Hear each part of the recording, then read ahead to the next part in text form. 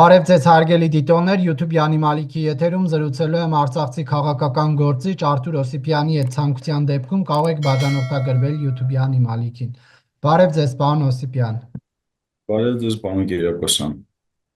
Պարոն Օսիպյան, արտգործնախարար Արարատ Միրզոյանը Նիդերլանդների արտգործնախարարի հետ համատեղ ասուլիսում Երևանում հայտարարեց, որ այդ թվում նաև քննարկում են Ադրբեջանի հետ միջազգային հայցերը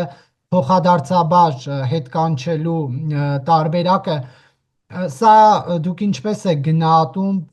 ունի առավելություն, թե ոչ դեպի խաղաղություն գնալու խաղաղության գործընթացը, այսպես ասած, կյանքի կոչելու համար։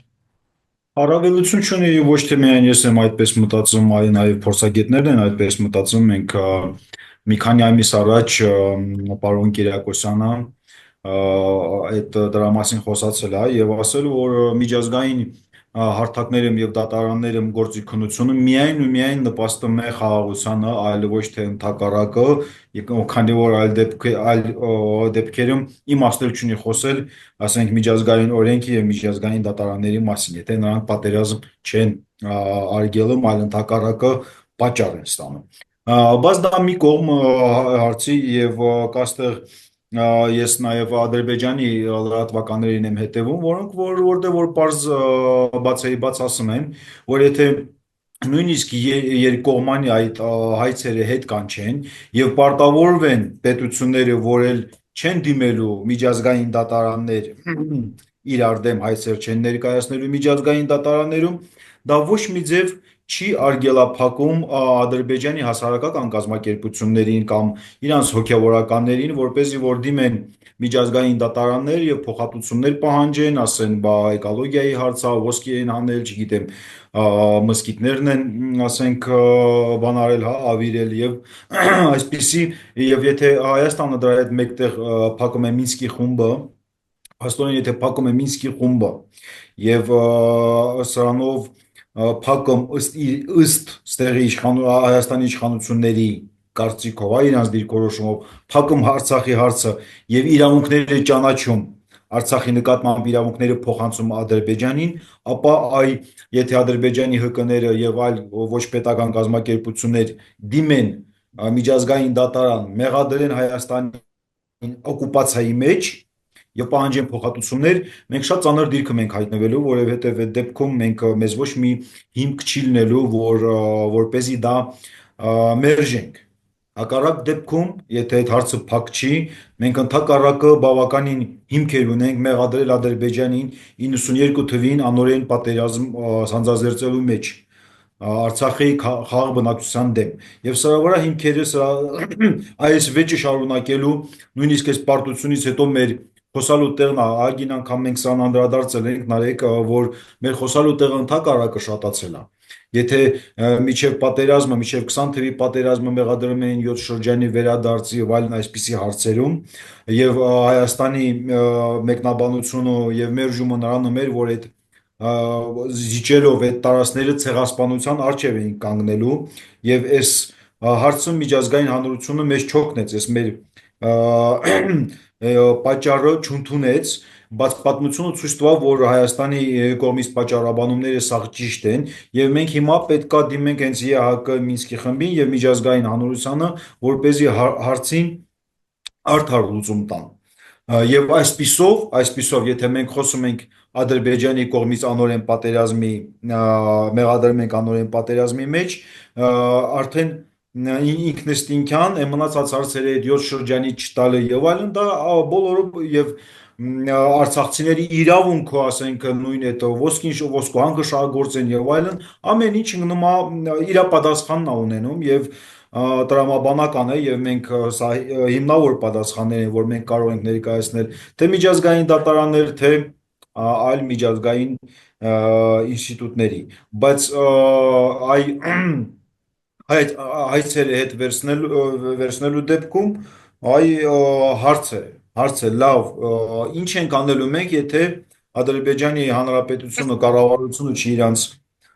դատի տալի, այլ դալիս են դատի օրինակ հասարակական կազմակերպությունները։ Ոնց ենք մենք աշխարհին եւ դատարանում համոզելու, որ մենք օկուպանտ չենք։ Սա շատ կարևոր է։ Իսկ այսպիսի դեպքում բան կա, ես ուղղակի մարդկանց հետ շփվելով այս հարցերը քննարկելով, ես զգում եմ, որ ինչ որ վստահություն կա, ու հանգիստ են այդ պատճառով, որ միջազգային հանրությունը եւ միջազգային դատարանները նման քայլի չեն գնա։ Բայց ինչու՞։ Ինչից ենք մենք այդպես համոզված եւ ի՞նչն է մեզ վստահություն տալի, որ եթե Ադրբեջանը իրավաբանորեն ներկայացնի իր մեղադրանքները, իսկ հիմքերից դա մերժելու հիմքերից Հայաստանի իշխանությունները հրաժարվում են եւ մինչ առ այսօրս, հա, մենք տեսնում ենք հա անընդհատ Հայաստանի մեղադրում են 30 տարվա օկուպացիայի մեջ եւ հերքումները չենք տեսնում դրան։ Իսկ չհերքելը դա նշանակում է մեղքը քո վրա վերցնել։ Մեղքը քո վրա վերցնելը դա ուրեմն պետքա պատիժներ ստանաս։ Այսպիսի կեղծ մի թեզ կա, որը որ Հայաստանի իշխանություններն են առաջ տանում եւ հենց վարչապետն է հաճախ բանանում, որ նոր Հայաստան, այսինքն նոր Հայաստանը դա այն Հայաստանն է, որը որ Ալմաթայի հռչակագրով է սահմանված, եւ մենք սրա մասին ենք խոսում, բայց իրականում պատմությունը այդպեսին չի, որովհետեւ Հայաստանի անկախության հետ մեկտեղ միջազգային հանրությունը ճանաչել է Արցախի վեճը եւ Հայաստանն այդ վեճի կողմն է։ Հիմա եթե դու այդ վեճը պարտվում ես, ընդ որում ուղակի ուժի ագրեսիայի տակ եւ այն պատճառով, որ մեր այստեղ իշխանությունները, Հայաստանի իշխանությունները վախած են 44 օրյա պատերազմի արդյունքներում իրանք հենց հետ չեն գալի եւ այդ վախի վրա է աշխատում Ադրբեջանը, ստիպելով որ գնա այսպիսի անհեթեթ զիջումների։ Ու մենք ինչ ենք ոնց պետքա բան անենք դրատակից դուրս գանք այն դեպքում երբ որ ասում եմ արդարությունը մեր կողմնա հիմքերը մեղադրանքների մեր ձեռնա բայց ուղղակիորեն հրաժարվում ենք դրանից եւ այդ վեճը փաստորեն վեճում ճանաչում մեզ պարտված կողմ, հա, իսկ Հայաստանի Հանրապետությունը, երբ որ անկախությունը ճանաչվել է այդ վեճի հետ, որ այդ վեճը պետք է խաղաղ ճանապարհով լուծվի։ Հիմա դու եթե չես լուծում այդ վեճին, չես գնում, չես մասնակցում, ասում ես սաղ քեզ, ու ընդ որում այդ վեճի արկայությունը ընդունված է ՄԱԿ-ի անվտանգության ՄԱԿ-ի կողմից 4 բանաձևում։ Այսինքն Հայաստանի Հանրապետության ճանաչման հետ Հայաստանի սուվերենությունը ճանաչել են ըստ Ալմաթայի, դրա հետ մեկտեղ ասել Արցախի հարցը վիճելի է եւ ըստ այդ վեճի արդյունքի կորոշվի Հայաստանի անկախությունը։ Կրկնում եմ, այդ վեճը ՄԱԿ-ի անվտանգության խորհրդի կողմից ընդունված 4 բանաձևերով ֆիքսված է։ ԵՀԿ Մինսկի խմբի վրա հողումները կան։ Այսինքն ես չգիտեմ, Նարեկ, ընդունելի ընկալելի եմ ներկայացնում։ Հայաստանի Հանրապետություն, ըստ ինչի որ Նիկոլ Փաշինյանը հայ այդ քարտեզը ցույց է տալի ու բեմադրում, այդպիսի հանրապետություն չկա, չի էլ եղել։ Կա Հայաստանի Հանրապետություն Արցախի հետ մեկտեղ, Արցախի հարցը վիճելի եւ սուվերենությունը միջև այդ վեճի վերջը սուվերենությունը ճանաչված ըստ Ալմաթայի, օքեյ, բայց վեճն էլ հետնա ԵԱՀԿ-ին ճանաչվել։ Եվ եթե դու գնում ես ասում ես այս վեճում սխալ եմ, մեղավորը ես եմ եղել, իսկ այդ վեճի պատճառով տասնյակ հազարավոր զոհեր կա երկու կողմից։ Ինչի վրա մենք պետքա, ինչի վրա են հույս դնում ստեղի իշխանությունները, որ իրենց թվում է թե որ ուղղակի կասենք լավ Ղարաբաղը ձեզ, ուղղակի դուք մեզ ձեռ մի տվեք։ Ինչի համար պետք է Ադրբեջանը գնա այդպիսի քայլին։ Ինչի ինքը չպիտի հետապնդի իր նպատակները, որ այդ 30 տարվա մեջ եթե մեղավորը դու ես եղել, Արցախն էլ իմս է, ուրեմն դու 30 տարի օկուպացրել ես իմ տարածքները։ Բնականաբար ինքը փորձելով այս ճանապարհով գնա եւ մեղադրի մեզ եւ բավական է ոչ թե միջազգային դատարաններում որոշում կայացնեն կամ ամբողջ աշխարհը միաձայն Ադրբեջանի կողմը պահի։ Հերիքա որ դա սարքեն վիճելի, եթե Ադրբեջանը այդ մեղադրանքները ներկայացնում է, վաղը Թուրքիան է իրան պաշտպանելու, հավանական է Իսրայելը, նույն Վենգրիան, նույն Պակիստանը, նույն իսլամական աշխարհը, իսլամսկի սոլիդարնոստից ելնելով, եթե արդեն վիճելի է աշխարհի ինչ որ մի պետություններ ասում են այո, Հայաստանը ակուպանտ է, թեկուզ մնացած մասը նույն Ֆրանսիայով, հա, մեր դաշնակից երկրներով մերժում են էդի, չեն ընդունում էդի, հարցը արդեն վիճելի է։ Իսկ եթե հարցը արդեն վիճելի է, դա բավական է, որպեսզի Ալիևը ուժի ճանապարհով փորձի իր նպատակին հասնի։ Շատ վտանգավոր, ահա որ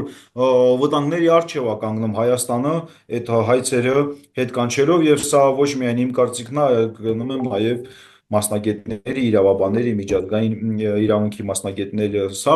միաձայն նույնն են ասում։ Այսինքն Պարոն իշխանությունը ոչ թե Օսիպյանը, կներեք, հասկանալի է ձեր տեսակետն այս առումով, բայց եթե օրինակ միջազգային հայցերը հետ եք հաշվում, ըստ ձեզ Հայաստանը ինչ է ստանում դրա դիմաց, գոնե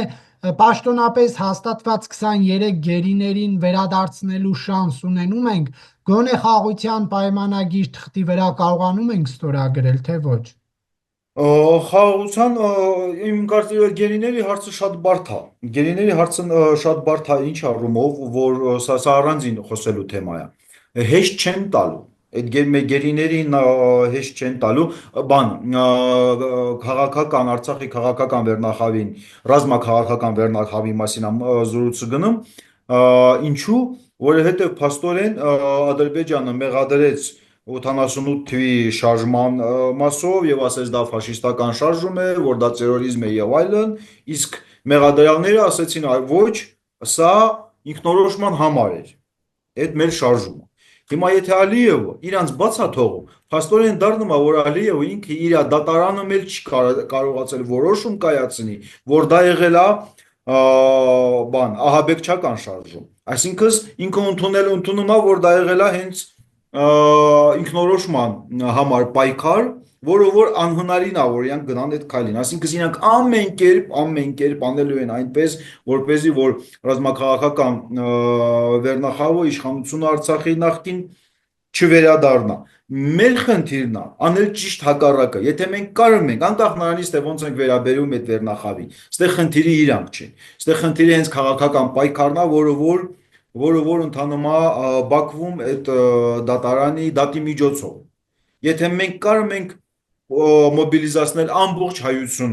ամբողջ հայությունը եւ կարողանում ենք գրագետ պայքար վարել, հասնել նրան, որ որ ռազմաքաղաքական վերնախավը վերադառնա, ընդհանուր գերիների վերադարձի խնդիրը մեր համար դա կարևոր խնդիրներից մեկն է։ Բայց ինչի եմ ստե շեշտում հենց ռազմաքաղաքական վերնախավի, իրանց հարցը եթե լուծվի, մնացածին էլ է հեշտ լուծվելու։ Այնպես չի, որ մեր գերիները, մեր զինվորները, որտեղ նստած են, իրանք մեր համար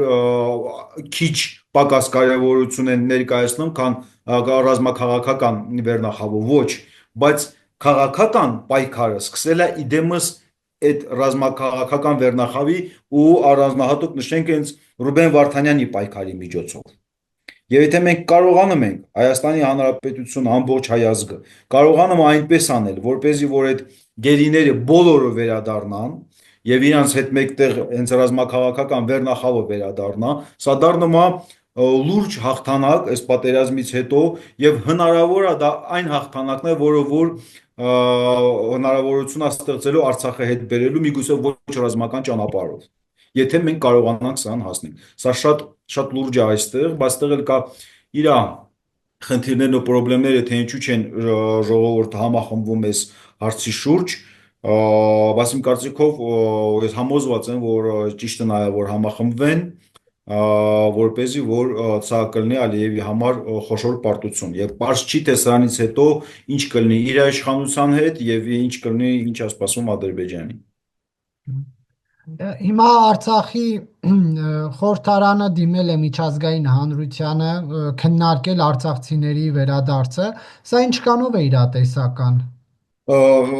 Բանը չի դիմել, ուրեմն իմ կարծիքով ինչքան ես եմ տեղյակ նարեկ, ուրեմն Շվեյցարիայի պարլամենտը որոշում է կայացրել, որպեսզի Շվեյցարիայի կառավարությունը հենց այդ բանակցությունների ֆորմատը ապահովի, որտեղ որ Լեռնային Ղարաբաղի ներկայացուցիչները բանակցելու են ադրբեջանական կողմի հետ։ Այս որոշումը այնտեղ երկու բանա ացան այդ բանը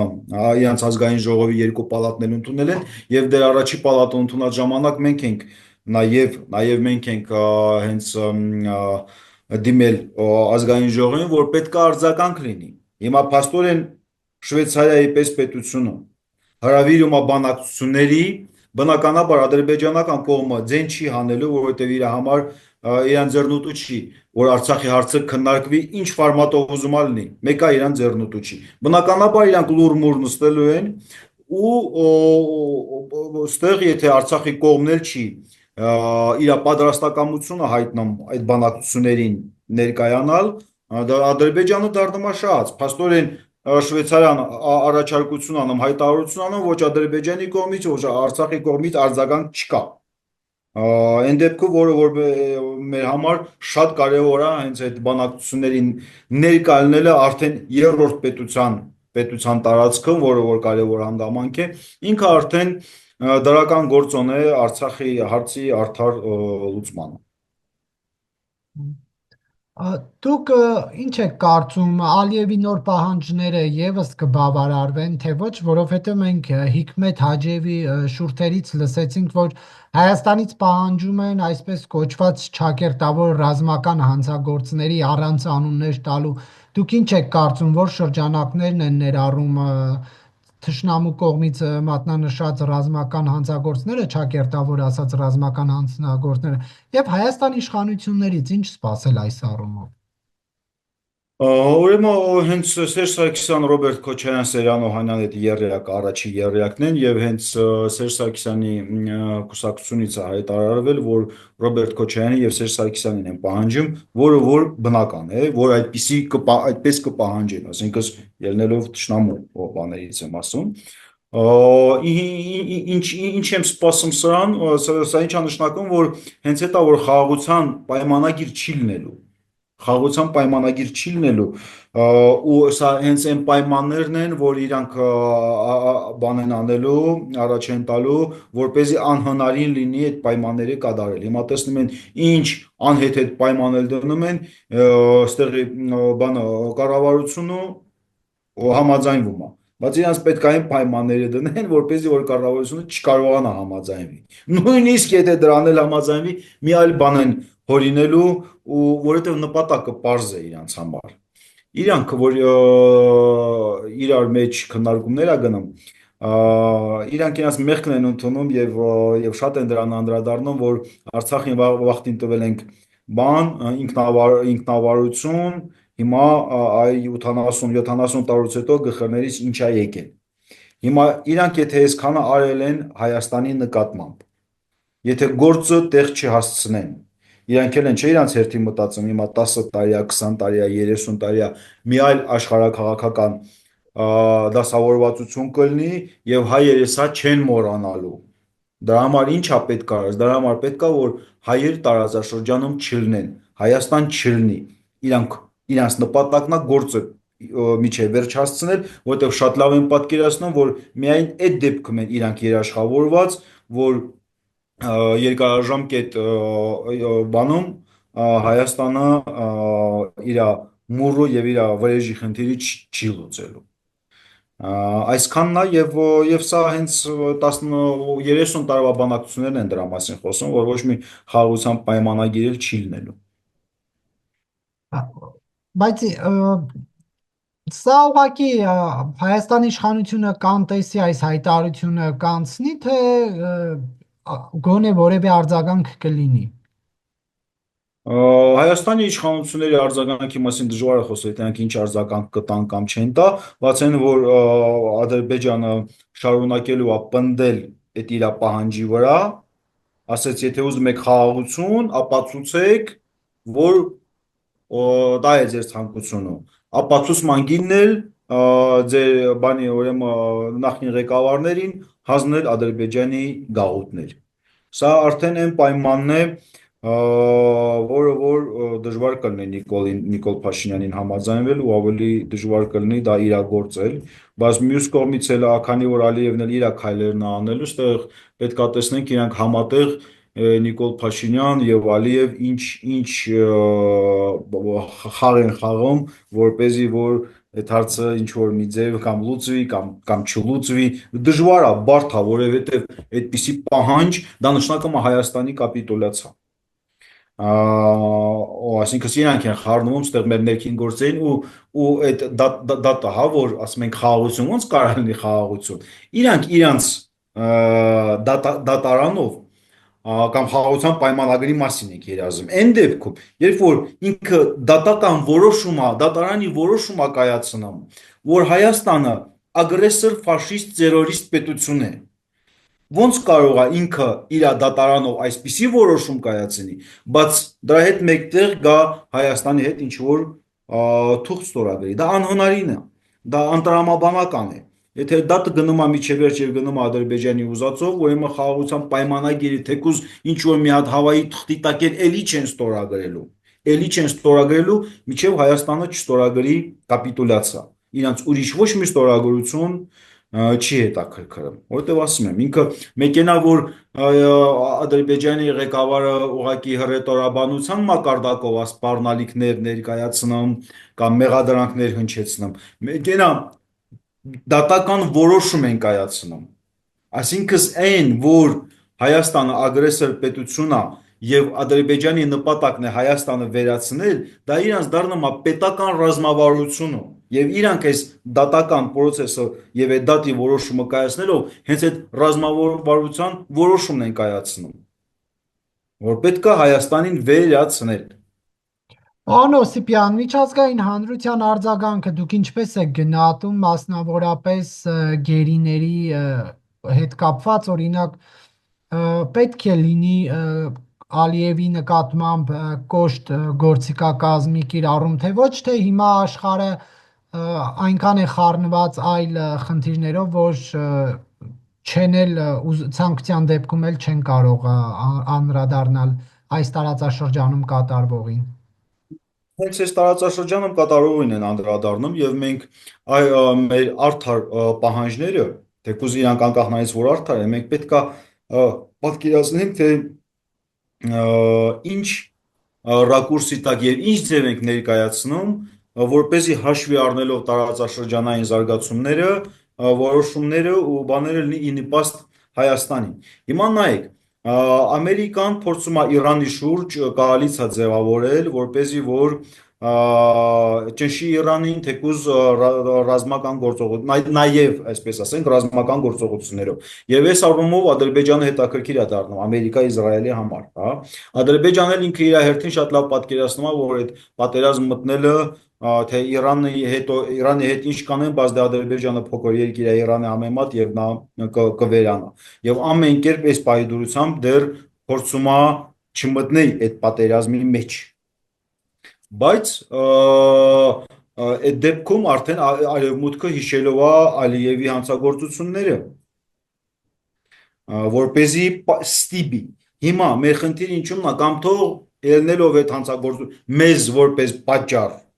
վերցնելով, մենք որպես պատճառ հանդիսանալով ճնշի Ադրբեջանի վրա, կամ կգնա պատերազմ կավիրի իր երկիրը, կամ էլ ստիպված կլինի մեր գերիներին ազատ արձակել եւ այլ հարցերում մենք կարող ենք մեր դիվիդենդները ստեղ ունենալ։ Հենց այս կոնյունկտուրայի պետք նայել, որպեսզի տեսնենք գործը ինչի է գնում։ Շատ հնարավոր է, որ հենց բանն էլ մոտենում է դրա ժամանակները, հաշվի առնելով Տրամպի եւ Իրանի հայտարարությունները։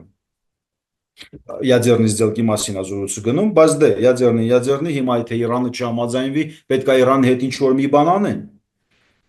Հնարավոր է, ասենք թե ուղղակի հրթիռակոծ են ядерный օբյեկտները կամ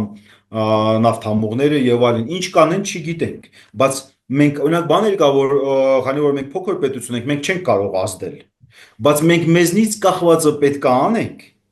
որպեսզի երբ որ գա մի հատ այնպիսի դասավորվածություն, որ արևմուտքի շահերը մեր հետ բռնի, պատճառ լինի ինչ որ մի բանից բռնցնեն։ Մենք հիմա փաստորեն երբ որ դիմում ենք միջազգային դատարան կամ գերիների հարցն ենք բարձրացնում եւ այլն, մենք հիմքեր ենք տալի, որպեսզի որ գերտերությունները մեխանիզմներ ունենան Ալիևի վրա ճնշեն։ Հիմա եթե մենք այդ հիմքերը տալիս ենք ու գալիս է այդպիսի իրավիճակ, մենք ստեղ արդեն իրանք ճնշում են, մենք էլ մերն ենք ստանում։ Եթե մենք դրանից չենք խոսում, իրանք պատժելու են ուրիշ պատճառներով, կասեն մարդու իրավունքներ եւ այլն, հա, եւ ստեղ մենք շահ չենք ունենալու։ Էսա պետքա գիտակցենք, հա, հաշվի առնելով այո, մեր քաշը միջազգային դաշտում այնքան բարձր չի, որ ինքնուրույն որոշումներ կայացնենք։ Բա լավ, այս վիճակում, քանի որ թույլ ենք եւ այլն, հա, ինչ պետք է անենք, ոնց պետք է մենք կարողանանք քաղաքականությունը վարել, որ เป զի որ այս խառը աշխարհում կարողանանք կարողանանք մեր անվտանգությունը ապահովել եւ կարողանանք հաղթանակներ ունենալ։ Հաճախ ոնց եմ մտածում, ասում եմ, դե մենք Թուրքիան 80 միլիոն, 85 միլիոն, մենք 2-3 միլիոն, ինչ պետք է անենք, բայց հո աշխարհը Թուրքիա ու Ռուսաստանով չի, Թուրքիա ու Հայաստանով չի։ Աշխարհը ինքը բալանսների վրա, ուժերի բալանսի վրա է, չէ՞ հիմնված։ Հիմա այդ բալանսը տեղաշարժներ ալն, այդ բալանսը փոխվում է։ Մենք պետք է տեսնենք ում օգտին է փոխվում, որոնք են նոր աշխարհակարգի կանոնները, իմիջիայլոց, որոնք են նոր աշխարհակարգի կանոնները ըստ այն կանոններին, որոնք որ իշխանությունները փորձում են Հայաստանի անվտանգությունը ապահովել, ասելով որ լեգիտիմությունը դա կարևոր երաշխիքն է եւ հիմնվում են տարածքային ամբողջականության եւ Ալմաթայի վրա, հա։ Հիմա Ալմաթայի պայմանագիրը մեր հարևանները ոչ մեկ չի ընդունում։ Ոչ Ռուսաստանն է ընդունում, Ուկրաինայի պատերազմը վառօրինակ եւ Վրաստանի դեմ պատերազմը նույնպես Ադրբեջան, Վրաստանը չի ընդունում դա, Ադրբեջանը թե բանա անհավատա մոտենում այդ հարցին եւ մենք տեսնում ենք որ տարածքային ամբողջականության սկզբունքը աշխարհում խախտվում է եւ օրինակները շատ են հայրիկա միայն Տրամպի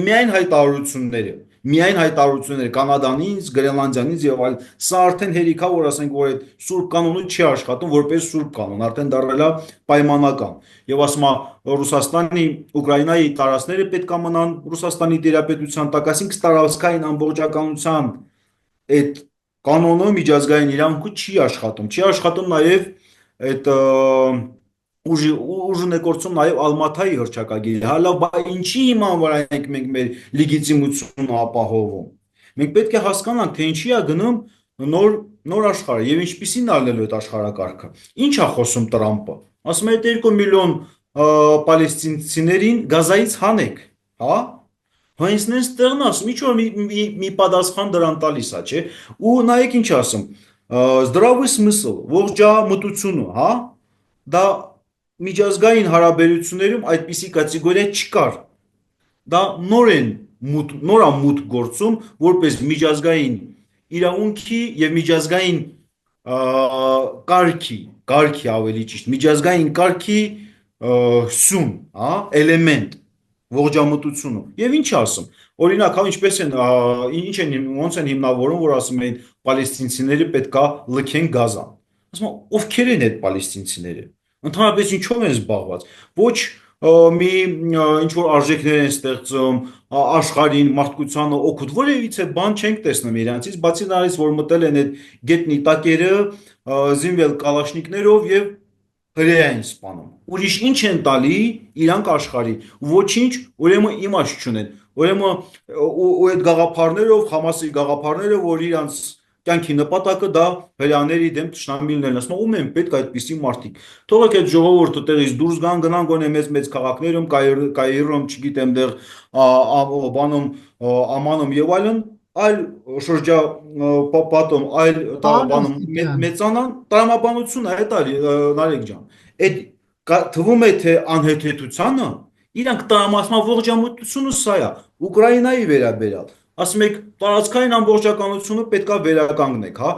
Ուկրաինայի տարածքային այդ գրաված տարածքները ավերակներ են։ Հիմա ասում քանի միլիոն մարդ եք ուզում կոտորեք, որպեսզի որ այդ ավերակները հետ վերադարձնեք։ Արժե արդյոք թե չէ։ Այսպիսի հարցադրումներ ա դնում Ամերիկայի նոր ադմինիստրացիան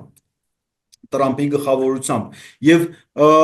նոր աշխարհակարգ է ձևավորվում։ Մենք պետք է հասկանանք, բայց այս նոր աշխարհակարգում մենք ինչ ենք ասելու։ Ինչի մենք